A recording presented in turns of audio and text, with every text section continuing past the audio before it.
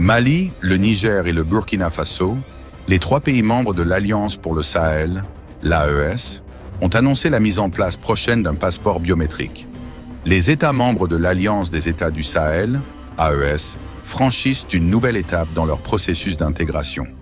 Le Mali, le Niger et le Burkina Faso œuvrent à fournir à leurs citoyens de nouveaux documents de voyage et d'identité destinés à remplacer ceux de la CEDEAO avec laquelle l'Alliance des États du Sahel, AES, souhaite rompre définitivement.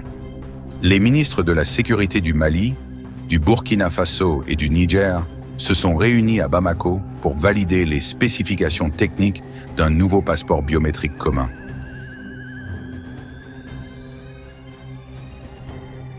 Ce projet ambitieux, initié par les chefs d'État de l'AES, vise à faciliter la libre circulation des personnes et des biens au sein de l'espace commun. Le nouveau passeport biométrique, doté de caractéristiques sécurisées, permettra de renforcer la sécurité et de lutter contre la fraude documentaire. La réunion des ministres a été l'occasion de souligner l'importance de la coopération entre les trois pays. Les participants ont salué les progrès réalisés dans la lutte contre le terrorisme et la criminalité organisée. Ils ont également réaffirmé leur engagement à œuvrer pour la paix et la stabilité dans la région. Le passeport biométrique commun est bien plus qu'un simple document d'identité. Il représente un symbole fort de l'intégration régionale et de la volonté des États membres de bâtir un avenir commun. Les spécifications techniques du passeport biométrique étant désormais validées, la prochaine étape consistera à soumettre ce projet à l'approbation des chefs d'État de l'AES.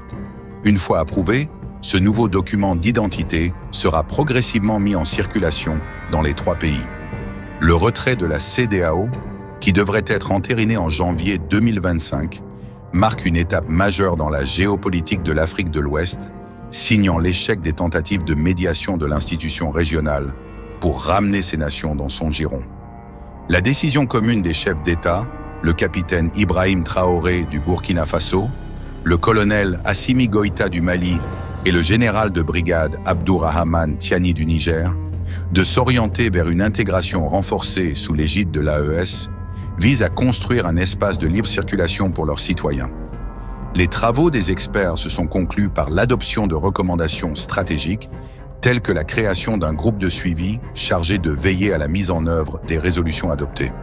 Le général de brigade Mohamedine a souligné que ces efforts collectifs posent les jalons d'un avenir où les citoyens burkinabés, maliens et nigériens pourront voyager librement, dans un cadre sécurisé et harmonisé.